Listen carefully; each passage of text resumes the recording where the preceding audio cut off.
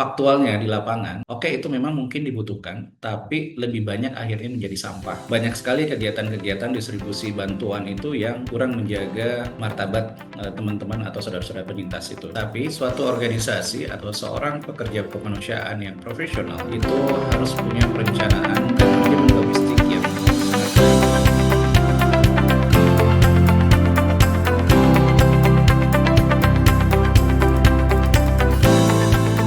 Halo, terima kasih teman-teman semua sudah bergabung di Zoom sesi hari ini. Mungkin aku akan take over dulu untuk awal. Mungkin sebelum kita mulai, aku akan play pengantar modul 4 dulu. Warahmatullahi wabarakatuh. Saya Puji Pujiono. Selamat bertemu kembali Ibu Bapak rekan-rekan sekalian di modul keempat. Sebentar lagi kita akan masuk ke ruang mesin dari setiap operasi kemanusiaan. Kita akan membahas topik yang sangat krusial, yaitu manajemen logistik dan distribusi bantuan kemanusiaan. Dalam tubuh sebuah operasi kemanusiaan, logistik adalah sistem peredaran darahnya. Dia memastikan nutrisi, yaitu bantuan, mengalir dari jantung, yaitu gudang, melalui pembuluh arteri, yaitu transformasi, dan transportasi, hingga sampai ke sel-sel tubuh yang paling membutuhkan, yaitu komunitas terdampak. Jika sistem ini tersumbat atau bocor, maka seluruh tubuh operasi kita akan lumpuh. Rencana yang hebat sekalipun, asesmen yang akurat, semua tidak akan ada artinya jika barangnya tidak sampai. Maka kata kunci untuk modul ini adalah profesionalisme, mengubah niat baik menjadi dampak nyata. Kita semua pasti pernah merasa miris melihat berita tentang bantuan yang menumpuk dan membusuk atau distribusi yang ricuh dan tidak adil. Modul ini adalah upaya kita untuk mencegah itu dari terjadi. Logistik yang baik adalah perbedaan antara janji yang terpenuhi dan janji yang diingkari. Pokok-pokok bahasan kita di modul ini akan sangat praktis dan bisa langsung diterapkan. Kita akan berlatih memetakan rantai pasok lokal. Di sana ada topik tentang siklus logistik kemanusiaan, mulai dari barang diterima, dicatat, disimpan hingga dibagikan dan dilaporkan.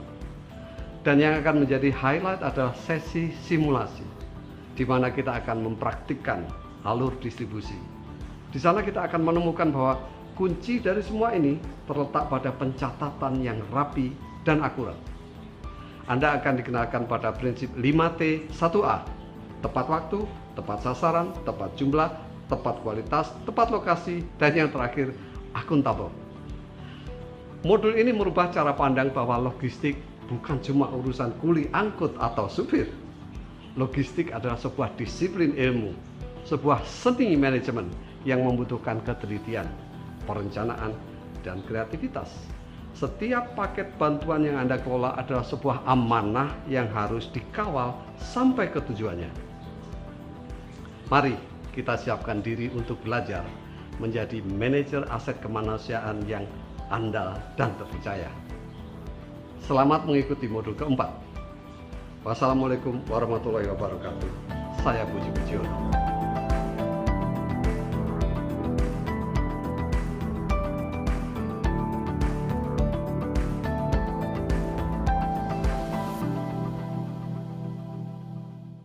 Baik, itu teman-teman pengantar modul kita pada pertemuan hari ini, sesi dari Mas Iswar. Silakan aku kasih ke Mas Iswar. Salam sejahtera untuk kita semua, Namo Buddhaya, Om Swastiastu. Eh, Kembali lagi, teman-teman, kita ketemu lagi di eh, pelatihan hari ini. Ini merupakan rangkaian dari pelatihan dari sesi-sesi sebelumnya. Apakah ada peserta baru di sini ya? Kemarin kita sudah, ini adalah modul keempat ya. Jadi modul keempat, sebelumnya kita sudah ada eh, 3 modul sebelumnya, termasuk di modul ketiga juga kita sempat bertemu. Mungkin beberapa orang di sini eh, terlibat juga di sesi sebelumnya. Eh, Mungkin sambil mengisi pretest, kita kalau ada yang mungkin perkenalan dulu ya. Perkenalan mungkin ada yang belum eh, ikut di sesi-sesi sebelumnya. Perkenalkan, nama saya Iswar. Saya penggiat kemanusiaan. Beberapa kali terlibat dalam misi penanggulangan kedaruratan atau krisis di Indonesia. Kebetulan saat ini diminta oleh teman-teman Lokadaya untuk sharing atau menemani membersamai teman-teman semua di sini untuk sharing terkait materi hari ini, yaitu manajemen sumber daya dalam krisis. Hari ini kita akan membahas tadi di video Pak Puji Pujiono sudah menjelaskan urgensi suatu sistem logistik ya di dalam penanganan krisis atau penanggulangan bencana atau penanggulangan darurat bencana menjadi salah satu poin yang sangat krusial. Kadang eh, masyarakat awam atau orang awam menganggap bahwa distribusi bantuan itu ya udah pokoknya. Tapi suatu organisasi atau seorang pekerja kemanusiaan yang profesional itu harus punya perencanaan dan manajemen logistik yang sangat baik dan akuntabel. Gitu ya. Tidak sekedar mengadakan barang dan juga mendistribusikan barang bantuan, tapi di situ ada nilai-nilai akuntabilitas dan eh, efektif dan efisien di situ ya yang harus kita jaga gitu. Apalagi kalau kita mengelola dana dari donatur ya. Kalau misalnya kalau dana pribadi kita mau distribusikan, kita punya dana sendiri, kita mau belanjakan itu mungkin kita tidak perlu pelaporan, tidak perlu akuntabilitas. Tapi kalau kita sudah menggunakan dana publik, fundraising dengan dana dari yang berasal dari fundraising, crowdfunding dan segala macam, apalagi dari donor, itu serta-merta kita terikat di dalam suatu tanggung jawab dan bisa ditanggung gugat juga bahwa segala sesuatu yang kita lakukan itu harus bisa dipertanggungjawabkan. Oke, seperti sampaikan sebelumnya bahwa materi kita hari ini adalah manajemen logistik dan distribusian bantuan kemanusiaan. Dari gudang ke tangan warga memastikan bantuan tepat sasaran, tepat waktu, dan bermanfaat. Bahkan ini mungkin bukan dari gudang ya, tapi dari suatu. Jadi manajemen logistik ini tidak hanya sekedar dari gudang sampai distribusi, sampai diterimanya ya, bukan didistribusikan, diterima. Kita kan kadang perhatiannya itu cuman sampai bagaimana barang didistribusikan. Itu kan activity, padahal eh, outputnya atau bahkan outcome-nya, outputnya lah minimal, itu adalah barang diterima. Jadi belum tentu barang didistribusikan itu barang diterima, ya karena dalam artian barang diterima kepada yang sasaran yang sudah direncanakan. Jadi semua manajemen logistik itu jauh sebelumnya adalah ada perencanaan logistik di situ. Oke, agenda kita hari ini kita akan ada pembukaan. Tadi mengapa logistik itu penting sudah dijelaskan oleh di video Pak Puji. Terus kita akan sedikit memetakan eh, rantai pasok lokal, bagaimana kita melihat, mengidentifikasi sistem logistik yang ada, terus kita simulasikan alur distribusi bantuan darurat, terus nanti kita presentasikan hasil simulasi atau kerja kelompok masing-masing. Nanti terakhir akan ada ringkasan tanya jawab dan penutup.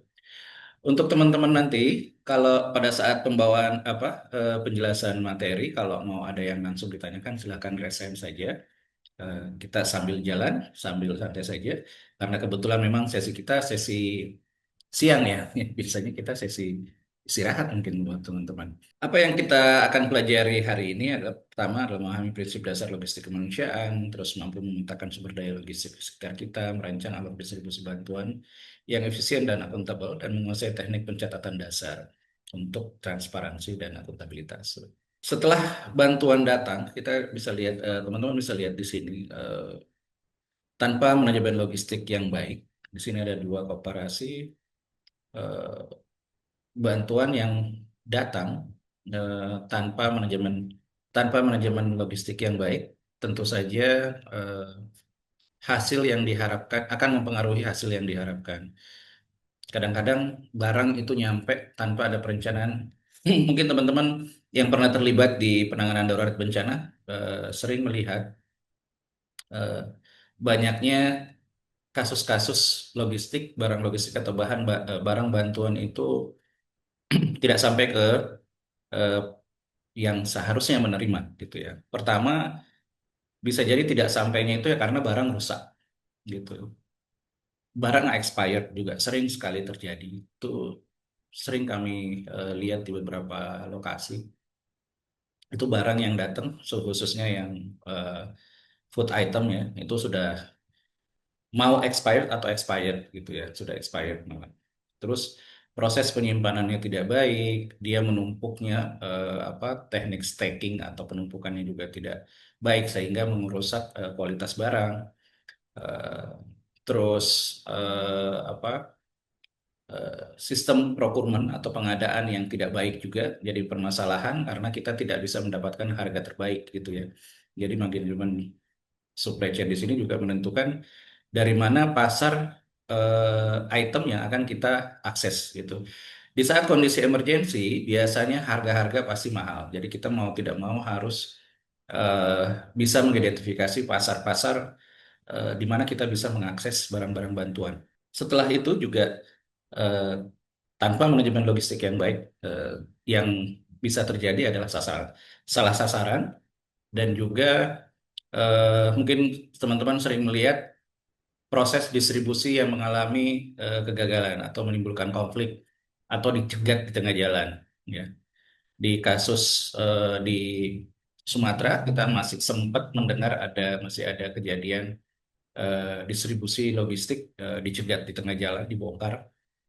Eh, di beberapa kejadian di Cianjur juga masih terjadi ada pencegatan eh, logistik, distribusi logistik, terus di Palu, di Lombok juga masih banyak terjadi pencegatan distribusi logistik gitu ya. Harapannya dengan logistik yang baik, bantuan itu benar-benar tepat sasaran, cepat sampainya juga, dan juga barang yang diterima itu juga sesuai dengan kualitas terbaik gitu ya. Dan yang paling penting adalah eh, untuk manajemen logistik ini kita masih bisa menjaga martabat teman-teman penyintas, saudara-saudara penyintas ini dengan baik, gitu ya. Kadang-kadang ada proses distribusi yang karena mungkin tidak paham proses distribusi, tidak paham etika dalam kerja-kerja kemanusiaan, sehingga banyak sekali kegiatan-kegiatan distribusi bantuan itu yang kurang menjaga martabat teman-teman atau saudara-saudara penyintas itu. Bisa kita lihat sebenarnya kalau di Sumatera kemarin banyak yang viral, misalnya kemarin banyak beras yang dikumpulkan sudah bercampur dengan tanah, itu kan mau tidak mau sebenarnya itu sedikit mengganggu atau kurang mempertimbangkan martabat teman-teman penyintas. Jadi teman-teman, sekali lagi kami ingatkan bahwa dalam suatu operasi kemanusiaan atau tugas-tugas kemanusiaan atau kegiatan kemanusiaan, kita tidak boleh sama sekali menganggap penyintas itu sebagai apa ya istilahnya inferior ya, bahwa pokoknya udah dibantu gitu ya, udah terima aja apa adanya gitu, nggak boleh protes gitu. Sebenarnya itu nggak boleh. Jadi kita tetap harus itu masuk di core humanitarian standard atau standar inti kemanusiaan bahwa kita menjaga dignity dari saudara-saudara penyintas gitu ya. Kalau kita lihat di beberapa video yang viral saat ya baru-baru ini, penyintas harus mengumpulkan beras apa segala macam, ya itu pasti karena ya mungkin mungkin ada alasannya teman-teman yang melakukan distribusi harus terpaksa melakukan itu dan tidak mempertimbangkan konsekuensinya. Eh, tapi paling tidak kita harus tetap berusaha melakukan perencanaan atau manajemen logistik yang baik untuk menjaga dignity atau martabat teman-teman penyintas gitu ya. Yang kedua, yang penting juga itu yaitu membangun kepercayaan, baik kepercayaan masyarakat maupun kepercayaan masyarakat dari sisi penyintas juga dan juga masyarakat dari sisi pemberi bantuan atau misalnya kalau misalnya bantuan tersebut didapatkan dari crowdfunding atau fundraising, kegiatan fundraising dan juga membangun kepercayaan ke donor ya, ke donor yang istilahnya membiayai kegiatan-kegiatan respon kita itu. Di sesi sebelumnya sempat saya eh, sampaikan bahwa kadang donor juga itu lebih memilih eh, proses-proses yang mahal, gitu dalam artian proses-proses mahal yang profesional, gitu dibandingkan kegiatan-kegiatan respon yang tidak atau yang sporadis atau tidak terencana dengan baik. Mending mereka memberikan donasi kepada lembaga yang punya sistem akuntabilitas baik dari manajemen keuangan, manajemen termasuk juga manajemen logistik dan pendistribusian dengan baik, punya data penerima dan segala macam dibandingkan dengan kegiatan yang sporadis. Udah pokoknya belanja, distribusi, pokoknya nggak ada namanya pencatatan penerima manfaat apa segala macam. Pokoknya ya namanya ini kan emergency ya. Biasanya saja apa alasannya adalah oh ini kan emergency ya udah yang penting cepat aja dulu. Ya. Sebenarnya nggak. Seharusnya kita bisa melakukan dengan cepat juga, tapi tetap dengan akuntabilitas dengan baik ya apa akuntabilitas yang baik. Ya, ini ada suatu prinsip 5 tepat 1A, 5T 1A tadi yang sampaikan Pak Puji sebelumnya. Pertama, T pertama adalah tepat waktu. Bantuan tiba saat paling dibutuhkan. Contoh mengirimkan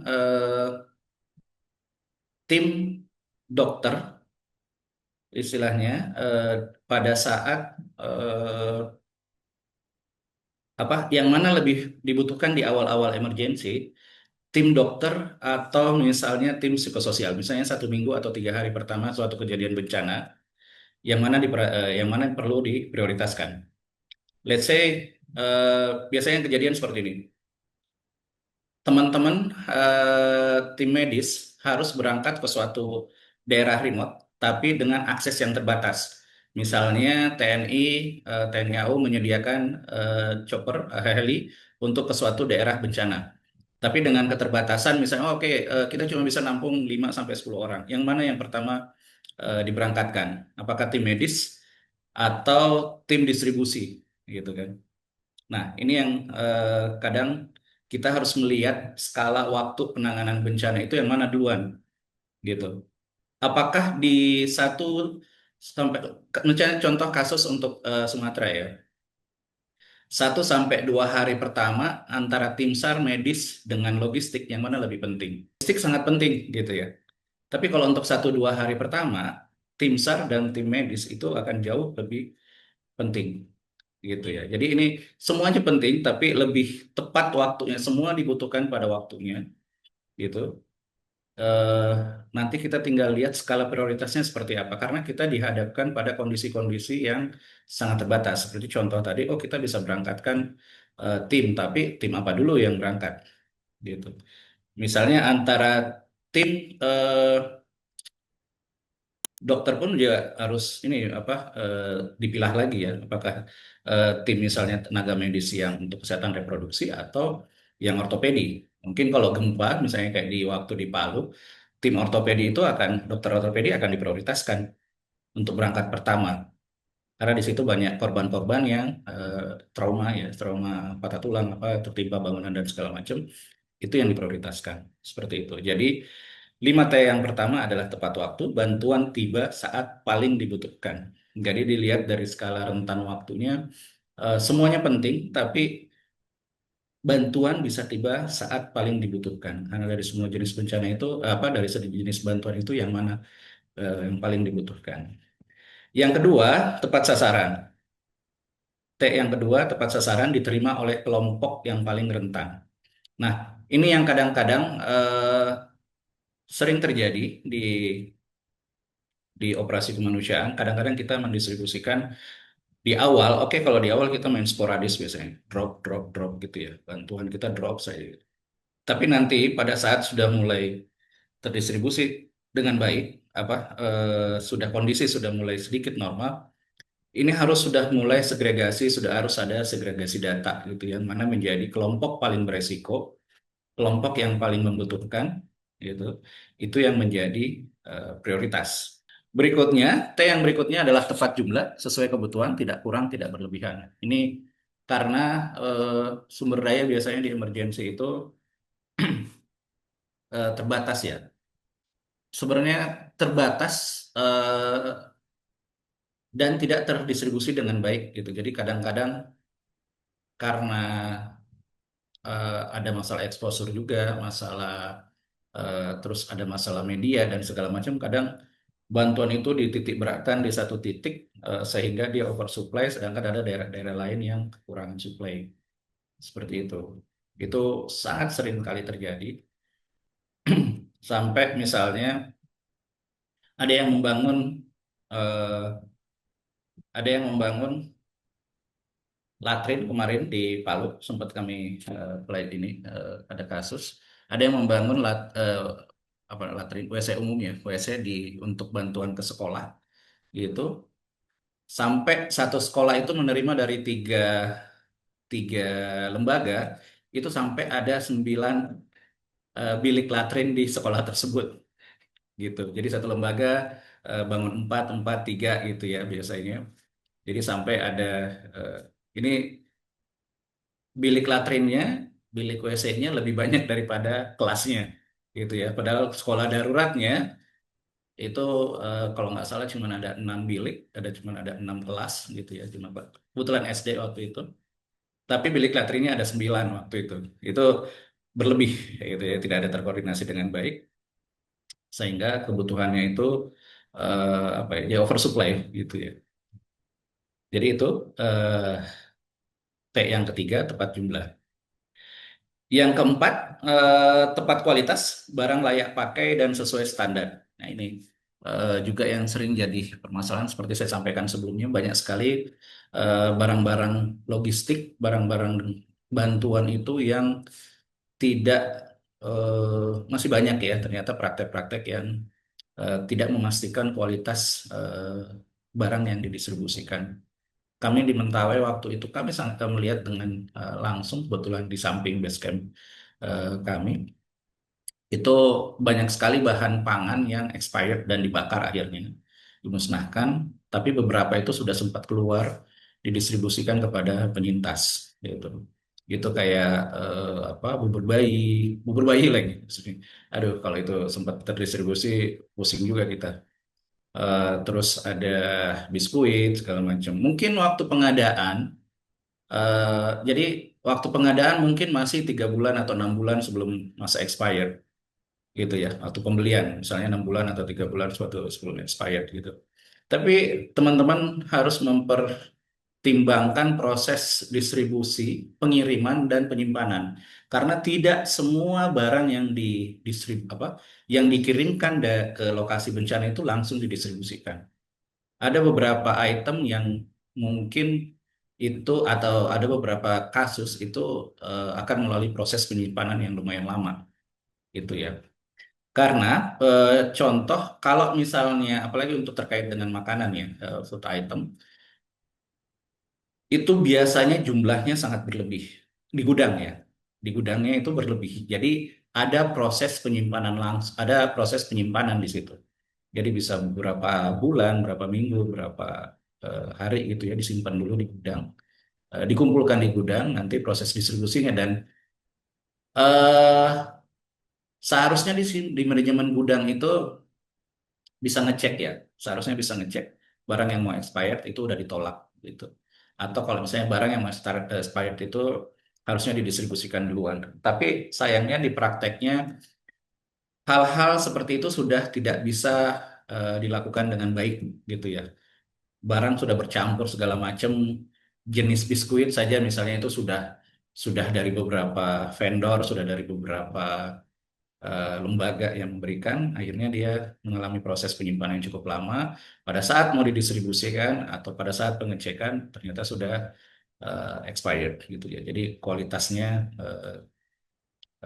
tidak bagus lagi, gitu. Sudah tidak layak lagi. Salah satu juga contoh kasus untuk kasus apa untuk item eh, kualitas ini adalah pakaian-pakaian eh, layak pakai dalam tanda kutip ya. Faktualnya di lapangan, oke itu memang mungkin dibutuhkan, tapi lebih banyak akhirnya menjadi sampah. Itu salah satu contoh bantuan yang tidak tepat secara kualitas gitu ya. Berikutnya, berikutnya adalah tepat lokasi, didistribusikan di titik yang aman dan mudah diakses. Ya, ini juga jadi eh, sering jadi permasalahan juga di lapangan karena banyak juga ternyata saudara-saudara penyintas itu berada di lokasi yang tidak eh, apa ya hardship ya. Jadi memang daerah-daerah yang sulit diakses.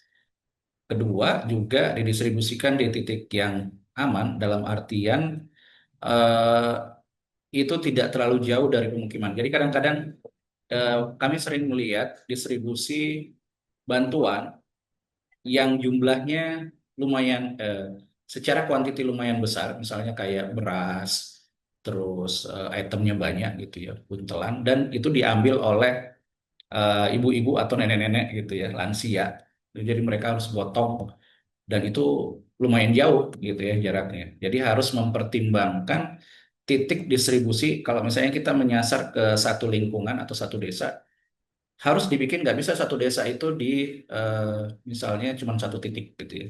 Harus mempertimbangkan dari mana masyarakat yang akan menerima ini, mengambilnya.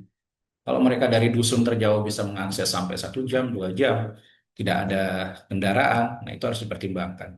Jadi bantuan yang harus mendekati ke penyintas, bukan penyintas yang dipersulit dengan harus mengakses bantuan gitu ya. Jadi mendekatkan layanan istilahnya. Jadi harus benar-benar dipilih lokasi distribusi yang eh, aman dan mudah diakses. Aman dalam artian ada kasus-kasus juga terkait dengan variabel aman ini. Kadang juga bantuan terlalu dekat di pengungsian distribusinya. Jadi kalau pada saat ada chaos, sudah tahu barangnya sedikit. Kadang-kadang gini, ada kasus sudah tahu barangnya di situ ada mereka nggak tahu kalau di situ ada 1.000, let's say 100 pengungsi, 100 keluarga gitu. Tapi mereka cuma bawa bantuan 50 gitu. Dan mereka pengen langsung mendistribusikan di titik itu. Nah, itu yang potensi-potensi konflik sehingga faktor keamanan tidak bisa dijaga ya. Akhirnya menimbulkan kasus baru gitu ya. Jadi ada konflik di tengah masyarakat dan juga konflik dengan pemberi bantuan. Kalau memang perencanaan logistik atau perencanaan distribusi yang baik, dia sudah tahu, oh di daerah sini ada 100. Kalau kita nggak bawa 100, kita mau seleksi kriteria itu dan itu sah, sangat sah dilakukan. Kita akan menseleksi penerima bantuannya. Kita akan memilih 50 dari 100 tersebut tidak masalah, tapi jangan mendistribusikan di lokasi yang dekat gitu ya. Jadi sudah ada prosesnya, itu bisa jadi dilakukan eh, di mana di kantor desa atau di tempat-tempat yang lebih aman secara ini. Walaupun dengan proses-proses seleksi itu juga tetap dilakukan secara terbuka seperti itu. Berikutnya, 1A, akuntabel. Semua proses tercatat dan bisa dipertanggungjawabkan. Ini juga menjadi salah satu kunci dari semua kegiatan-kegiatan proses manajemen logistik. Dari mana datangnya dan kemana perginya bantuan. Nah, ini yang menjadi siklus dari manajemen logistik itu sendiri. Jadi ada 7, kalau di sini ada 7 komponen dari siklus manajemen logistik. Pertama, penilaian kebutuhan. Jadi kalau misalnya teman-teman ingin mendistribusikan food item, misalnya sudah paham di situ eh, berapa jumlah pengungsinya, penyintasnya, misalnya apa yang mereka butuhkan, apa yang sudah ada di sana tidak perlu disediakan. Di situ kita bikin perencanaan distribusi, selain perencanaan respon. Ya, kita akan distribusikan food item beras sekian, telur sekian dan segala macam. Apakah mau siap siap santap atau misalnya kita provide dapur umum segala macamnya itu ada di penilaian kebutuhan. Apa yang dibutuhkan warga.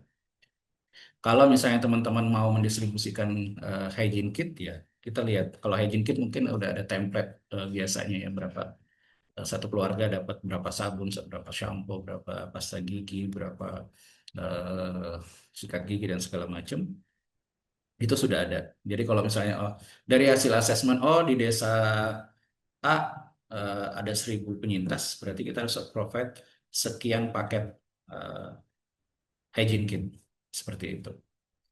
Kalau misalnya kita dihadapkan pada keterbatasan sumber daya ya kita bikin perencanaan. Oke, kita memberikan untuk kelompok-kelompok risiko, misalnya keluarga dengan lansia, keluarga dengan balita, keluarga dengan disabilitas, keluarga dengan ibu hamil atau ibu menyusui itu jadi prioritas. Nah, itu penilaian kebutuhan. Terus yang kedua, setelah barang diadakan, eh, ini penerimaan barang termasuk dari pengadaannya, proses pembeliannya di mana, dipastikan nanti kualitasnya tadi, terus dipastikan juga expirednya misalnya untuk food item. kondisi barang. Nah, barang diterima, bantuan tiba di gudang atau di posko gitu ya. Nah, penerimaan barang ini juga akan sangat krusial untuk melakukan manajemen ini biasanya apa mencocokkan ya, mencocokkan jumlah barang yang dikirim dengan barang yang diterima di gudang atau di posko. Yang ketiga, sortir dan inventarisasi, memilah dan mencatat semua barang. Ini kalau sudah barang masuk, kita pilah. Misalnya, kalau di dalam suatu gudang itu sudah ada stacking-stackingnya biasanya, tumpukan-tumpukannya. Di sini stacking food item, di sini stackingnya untuk hygiene kit misalnya. Itu harus sudah di gudang itu sudah tertata dengan baik. Itu nanti eh, satu manajemen khusus ya. Jadi sudah disortir, dicek lagi kembali, eh, diinventarisasi, dibikin eh, kalau di kami dulu tuh ada namanya kayak stock card ya. Jadi stock cardnya itu di tiap stacking itu tumpukan barang itu ada stock cardnya. Oh, sabun tinggal 1.000 item, 1.000 pieces. Misalnya apa triplek sisa 100 lembar. Semen tinggal 50 sak. Situ ada stacking dan di stacking itu ada pencatatan masuk dan keluarnya barang.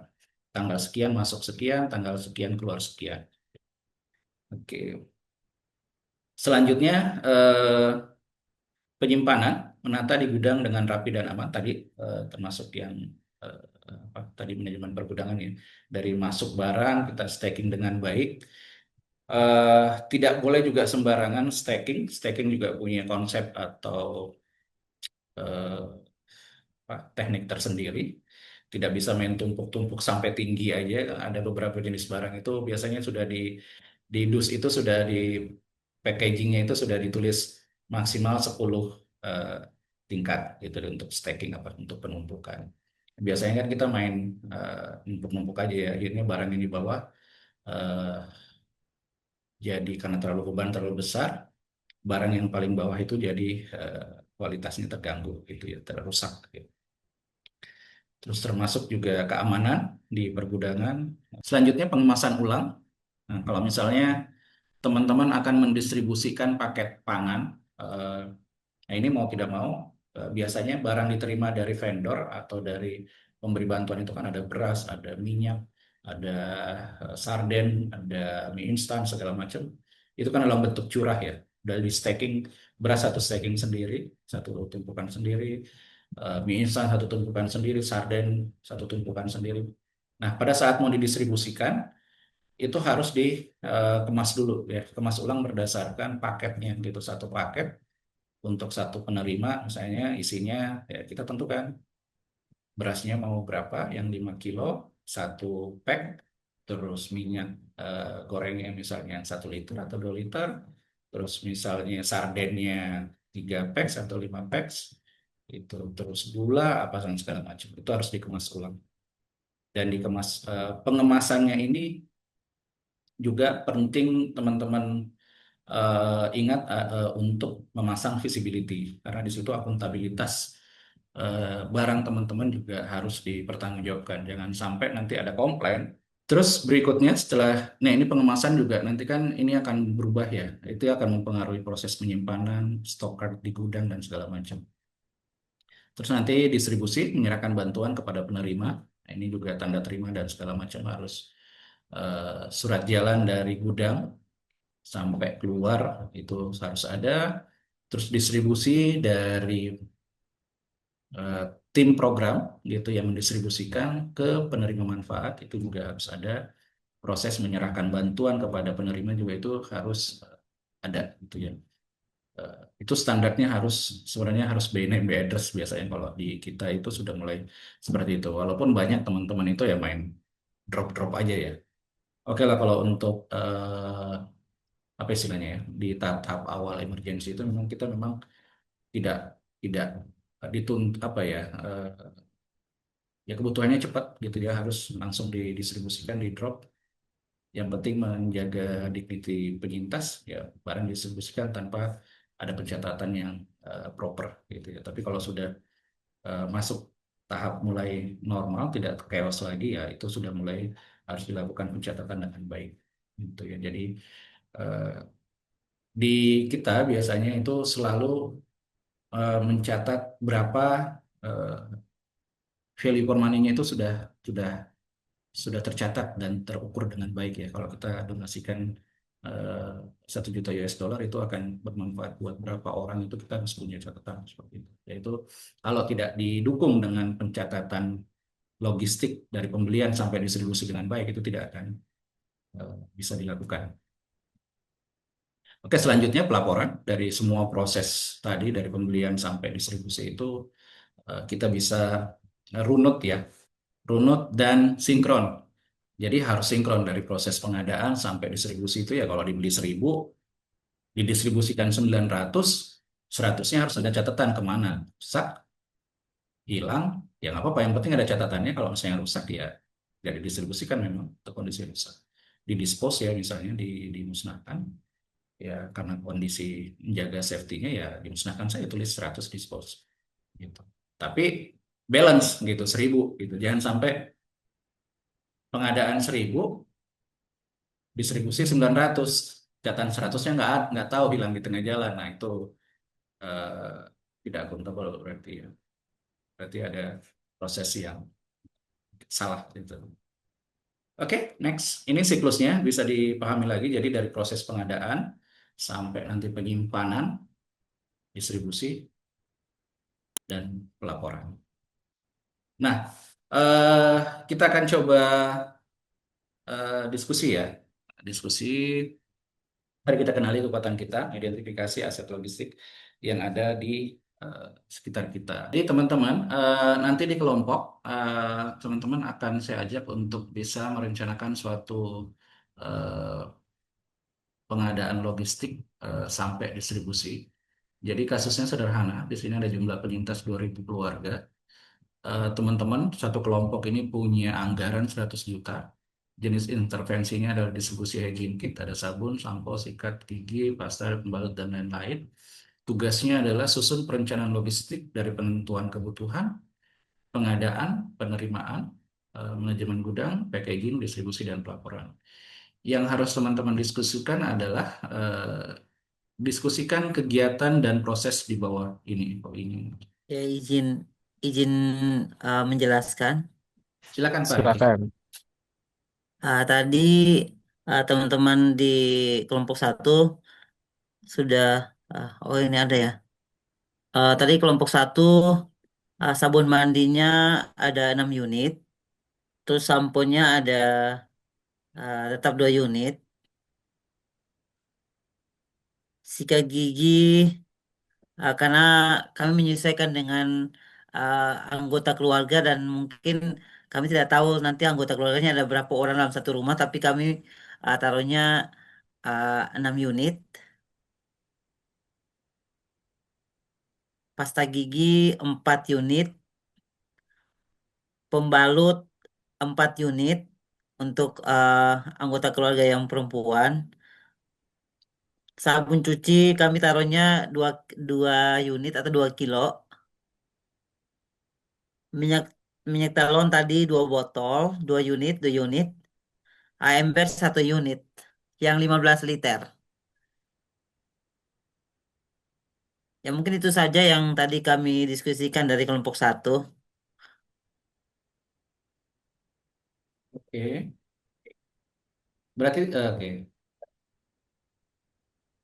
Berarti tidak Ya terpakai jadi semua budgetnya ya anggarannya, baru 31 iya juta. jadi 100 jutanya kami cuma memakainya 31 juta ya Baru Pak ya. 31 juta. Oke. Sesuai dengan yang ditampilkan. Oke. Berarti ini Terima kasih. prioritasnya untuk target distribusinya 100 KK ya. Dari 2.000 berarti nanti akan diprioritaskan eh, dari 2.000 KK ya, dari 2.000 keluarga nanti akan diprioritaskan 100 untuk penerima bantuan ya Pak ya. Iya Pak. Misalnya contoh ini ya, kita langsung diskusi untuk ini. Bisa jadi kalau misalnya teman-teman masih punya anggaran, jumlah target distribusinya kan bisa di- ditambahkan ya. Oh boleh Pak, boleh Iya, dinaikkan misalnya lagi kan boleh. dinaikkan 200 kan berarti masih sampai 300 masih bisa kali ya. Contoh Iya ya. masih bisa. tiga Ah, ratus saja langsung. 300 300. 300 boleh. Itu 3.003. Hmm. Oke. Oke, masih ya berarti sekitar. Nah, ini contoh untuk penyusunan item ya, item logistik dengan menyesuaikan dengan anggaran. Oke, berarti masih ada 93 asumsinya, sisanya untuk biaya distribusi dan segala macam ya. Iya, 7 jutanya untuk Oke, biaya distribusi dan sebagainya. oke, oke. Selanjutnya yang PowerPoint-nya, make apa proses logistiknya? Logistiknya tadi kami belum sempat Oh, belum buat. sempat dibahas. Oke, nggak apa-apa. Iya, belum sempat dibahas tadi. Oke, oke. Oke, terima kasih Pak Riki dan kelompok kita beri aplaus semua. Eh, Ya. terima kasih atas ininya, sharingnya. Mungkin kita langsung masuk ke kelompok kedua ya. Oh, saya yang share screen berarti. Sorry. Oke, ini untuk sini. Monggo siapa yang dari kelompok dua yang akan eh, menjelaskan hasil kerja kelompoknya. Ini sudah saya share screen. Monggo dari kelompok dua, siapa yang mau Bu siapa Saya aja tadi? coba Pak Oke, monggo Bu. Damai. Bu Damai, Ya, silakan. eh, terima kasih teman-teman tadi satu tim dan juga dengan bantuan Pak Iswar sudah membantu proses. Jadi kelompok kami tadi eh, dari kebutuhan tadi kami mendapatkan istilahnya alokasi dana 100 juta untuk program bantuan ini dan kami memutuskan kami akan target distribusinya adalah 500 KK. Jadi jenis bantuan yang apa jenis barangnya itu tadi sabun mandi, shampoo, sikat gigi, pasta gigi, pembalut, sabun cuci, minyak telon dan ember dengan asumsi bahwa ini kan hygiene kit ini untuk per keluarga, per kakak dengan asumsi ada anak dan perempuan juga. Jadi sesuai dengan kebutuhan tersebut. Jadi dengan 500 kakak satu keluarga itu dapat 2 sabun mandi, satu kit itu dapat 2 sabun mandi, 2 sampo, 4 sikat gigi, asumsi satu keluarga ada 4 orang, kemudian pasta giginya 2, pembalut 2, begitu ya, eh, sabun cuci 1 kilo begitu, kemudian minyak telon 2, mungkin ada anak juga ya, ember 1 berbagi dalam keluarga. Jadi total itu pengeluaran dari 100 juta ada 97.500.000. Jadi ada kelebihan 2,5 juta itu kami asumsikan akan dipakai untuk biaya distribusi begitu. Terima kasih Pak Iswar. Oke. Ini hampir sama ya. Tadi ada cuma beda Mm-mm. di jumlah unit per keluarganya tadi dengan kelompok satu ya. Jadi di sini Ya, targetnya bisa sampai 500, tapi otomatis ya, jumlah unitnya tadi berbeda dengan teman-teman di kelompok satu. Itu ya. komposisinya. Oke. Eh bentar saya share screen yang kedua. Kemudian kegiatan dan proses dalam penyiapan bantuan ini sampai kepada pengiriman dan penerimaan, ini tadi kami diskusikan dalam tahapan penentuan jenis barang, itu kegiatan dan prosesnya adalah kebutuhan keluarga yang dianggap urgent ya. Jadi itu kemudian muncul jenis-jenis barang tersebut dengan asumsi ada 2 perempuan dalam keluarga, ada anak-anak begitu, dan menyesuaikan anggaran juga begitu, dan menyesuaikan harga atau survei harga, serta yang menentukan juga adalah persediaan barang di pasar. Ini penentuan jenis barang di situ. Kemudian yang terkait pembelian itu kegiatan dan proses yang dilakukan adalah ini mungkin tidak urut ya, belum urut karena tadi baru brainstorming begitu. Waktu barang dibeli sampai barang tersedia datang itu waktunya berapa lama? Itu menjadi pertimbangan kami.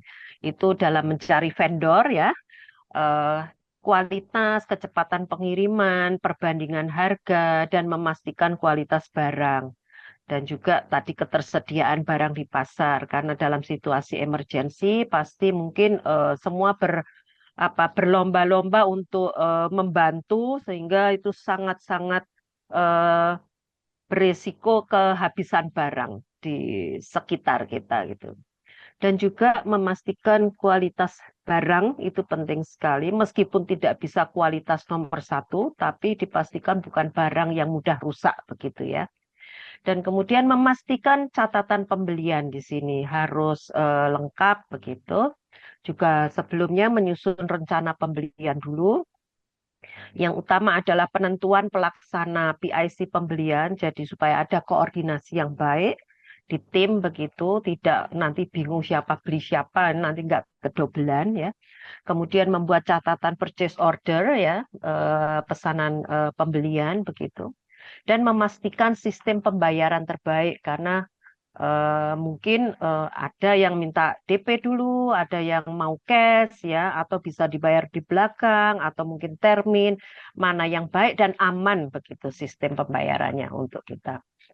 Terima kasih. Bisa Lalu, tolong lanjut Pak Iswar. ya, Nah, kemudian tahapan pada penerimaan dan penyimpanan barang di dalam manajemen gudang itu kita perlu mengecek kembali jumlah, kualitas, dan kondisi barang dan kesesuaian barang. Apa yang kita masuk dalam checklist kita, daftar kebutuhan, daftar pembelian, dan daftar barang yang sampai itu kita harus cek kesesuaiannya.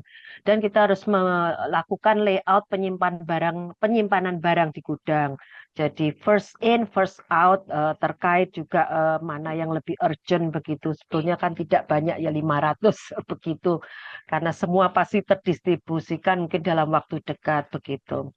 Tapi yang juga utama adalah kita memastikan expired date-nya itu. Dan pencatatan barang masuk dan keluar itu juga harus dilakukan dengan tertib supaya nanti tidak membuat kacau. Kemudian tahapan pengemasan, di sini kita melakukan permintaan barang sesuai itu dengan jumlah yang paketan. Karena tadi kan one hygiene kit ya, jadi ada satu ember, jadi satu paketnya itu dimasukkan dalam satu ember itu. Dan mungkin ada pembagian packaging per relawan per jenis barang. Ini salah satu mungkin opsi saja begitu ya. Bagaimana memudahkan begitu. Kalau relawannya cukup, kalau barangnya juga nggak terlalu banyak begitu, mungkin bisa dalam tim. Yang utama ada daftar checklist barang di setiap pack itu ya. Jadi kemudian ada yang sudah masuk dicek gitu ya, dicentang-centang. Nah, ember tadi sebagai kemasan packagingnya. Mungkin bisa ditambahkan juga supaya nanti dipastikan keamanan waktu distribusinya itu, packagingnya itu, ya. atau dikantongi plastik gitu nanti kalau jebol malah tumpah semua begitu. Kemudian masuk dalam tahapan distribusi itu perlu menentukan titik distribusi aula warga, aula desa atau door to door begitu dan itu diperlukan koordinasi dengan pihak lokal. Jadi untuk jadwalnya, lokasi dan mobilisasi masyarakat penerima dan mungkin juga mobilisasi bantuan yang lainnya begitu ya, mungkin koordinasi kerjasama dengan Tagana dan lain-lain seperti itu. Menentukan jenis kendaraan yang digunakan untuk mobilisasi dari gudang ke titik distribusi. Dalam arti juga memastikan kualitas kendaraannya tidak mogok di jalan itu penting begitu. Dan aman tidak kena hujan untuk barang-barang tersebut. Kemudian yang keempat, jadwal pengiriman dan distribusi. Ini penting sekali juga. Ini pentingnya juga koordinasi dengan pihak lokal, jadi supaya tidak semua overlap menumpuk begitu ya. Kemudian menyiapkan tanda terima, ini harus jelas juga. Jadi PIC-nya juga harus tahu, yang membagikan itu memastikan tanda terimanya itu nanti betul-betul tersampaikan atau ditandatangani dengan benar begitu. Kemudian metode distribusi tadi bisa dilakukan door to door atau terpusat di satu titik, melihat sikon dari situasi emergensi tersebut.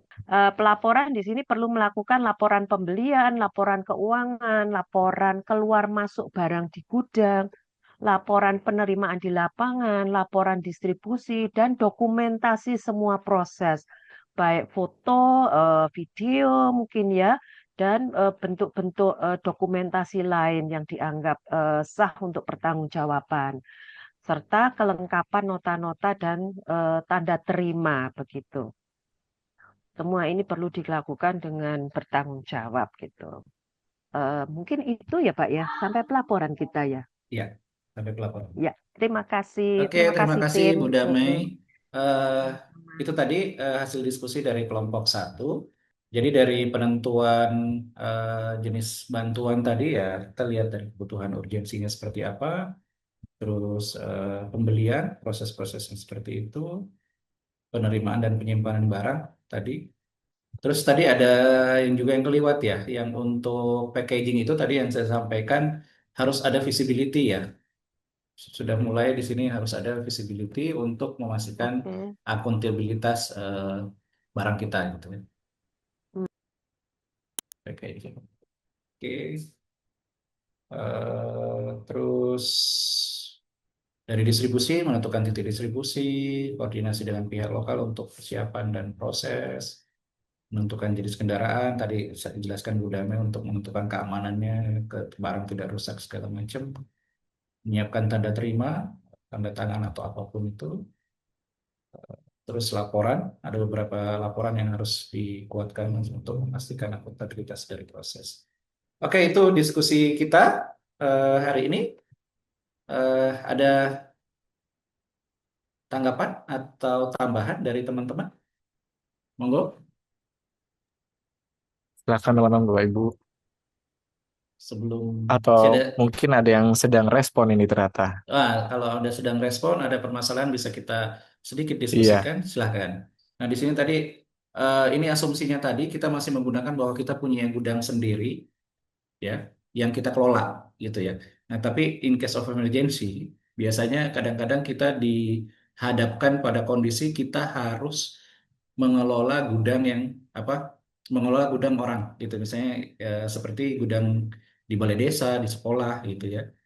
Kita harus masuk dan kita harus ikut. Kadang kita diminta untuk terlibat dalam pengelolaan gudang tersebut. Dan tentu saja ini ada plus minusnya. Kita bisa menerapkan akuntabilitas yang baik, mengajarkan istilahnya praktekkan akuntabilitas yang baik kepada mereka. Tetapi satu sisi ya takutnya kita yang diminta pertanggungjawaban, sedangkan barang itu main keluar masuk aja kalau bukan kita yang kelola gitu ya. Itu.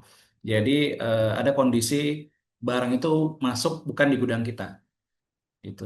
Jadi bisa jadi kayak eh, di balai desa apa segala macam itu mau tidak mau kita harus siap dengan kondisi tersebut gitu. Tapi intinya manajemen barang keluar masuk itu semua tercatat.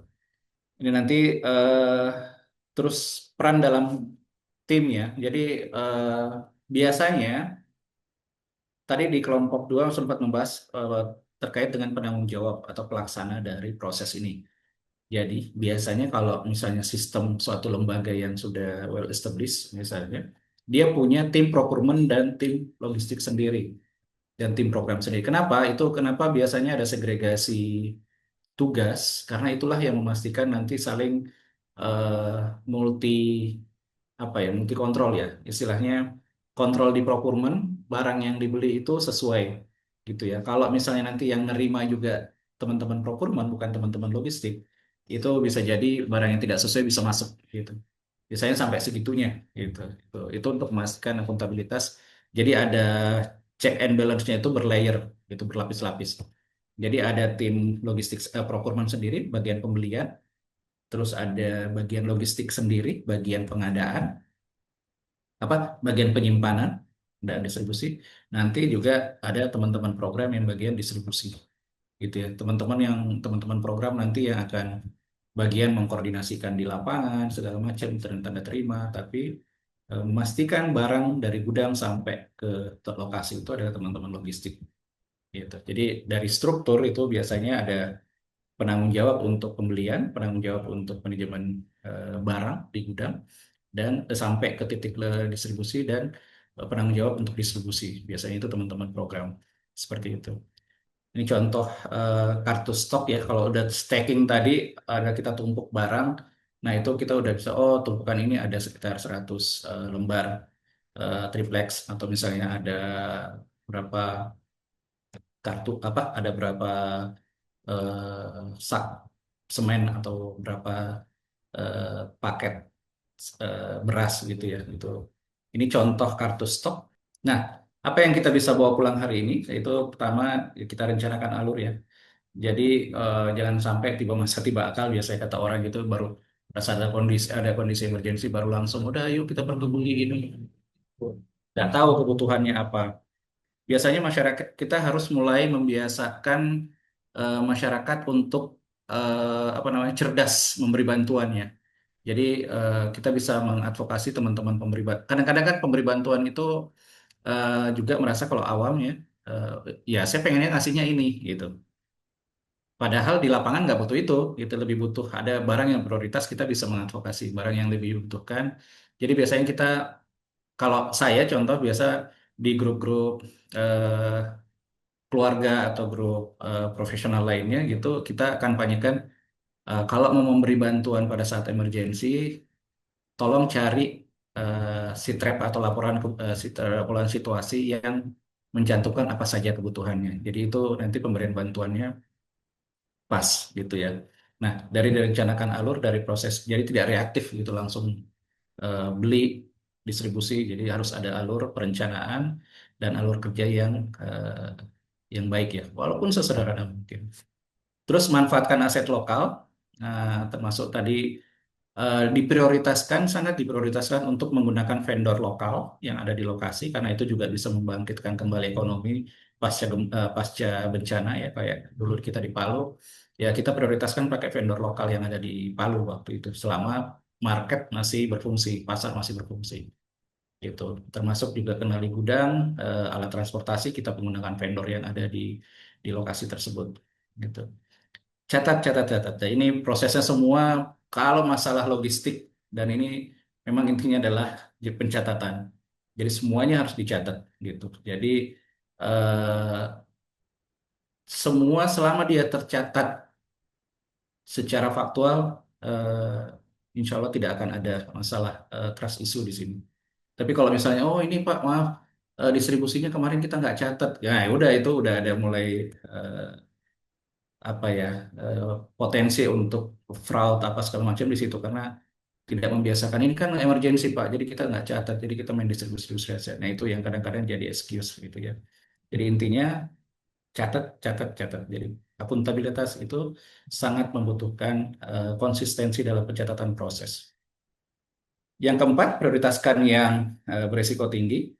Jadi pastikan bantuan sampai kepada lansia, anak-anak, difabel, dan ibu hamil terlebih dahulu. Di sini kelompok-kelompok beresiko kita prioritaskan. Khususnya tadi, kayak contoh tadi ya, kita punya target kita punya masyarakat apa penyintas 2.000, tapi karena dana kita terbatas, kita prioritaskan. Jadi kita bisa bikin namanya seleksi kriteria seleksi. Jadi dari 2.000 itu kita bisa lempar ke desa, Pak, kami punya barang 500. Jadi kita harus menseleksi yang mana kelompok paling beresiko. Jadi kriterianya adalah A, B, C, D gitu. Jadi tolong yang kira-kira yang ibu hamil berapa orang, keluarga dengan ibu hamil berapa orang, keluarga dengan disabilitas berapa orang, keluarga kalau sudah eh, nyampe 500 itulah yang kita prioritaskan gitu. Jadi cara cara memprioritaskan itu dengan memilih kelompok yang berisiko. Terus yang kelima, jaga martabat itu tadi harus memastikan memperlakukan penerima bantuan dengan hormat. Mereka adalah korban, bukan peminta-minta. Jadi jangan sampai ada merendahkan martabat penerima bantuan. Jangan ya kasarnya jangan mentang-mentang kita yang memberi kita udah terima aja apa adanya mau makanan yang nggak enak mau makanan yang nggak sesuai gitu ya udah telan aja gitu itu nggak boleh gitu ya jadi harus tetap menjaga marwah martabat teman-teman atau saudara-saudara penyintas gitu nggak enak sekali ya melihat yang di video sekarang lagi viral beras dikumpulkan di tanah gitu itu kayaknya kurang kurang elok sekali gitu itu contoh jadinya kondisi yang akhirnya membuat penyintas kehilangan dignitinya atau martabatnya seperti itu. Oke, itu ya hasil diskusi kita hari ini, proses belajar kita hari ini. Mungkin tidak bisa menyelesaikan masalah semua, tapi paling tidak teman-teman punya dasar atau pengetahuan dasar atau keterampilan dasar untuk merencanakan dan mengelola suatu kegiatan emergensi khususnya di bagian supply chain, logistik, procurement logistik dan distribusi bantuan kemanusiaan. Mungkin itu saja dari saya. Kalau ada pertanyaan, monggo, mungkin masih ada waktu 5 sampai 10 menit, kita bisa 1-2 pertanyaan. Kalau tidak ada, mungkin bisa kita langsung tutup, Mas. Monggo, Bapak Ibu, Iya, silakan.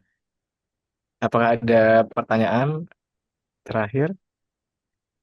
Dan mengingatkan juga Bapak Ibu teman-teman untuk jangan lupa mengisi post-test. Oh ya, Terima kasih Bang Iswar sebelumnya sudah membersamai kita semua dalam sesi kali ini. Dan terima kasih sudah bergabung dalam sesi keempat kita dalam Koordinator Komunitas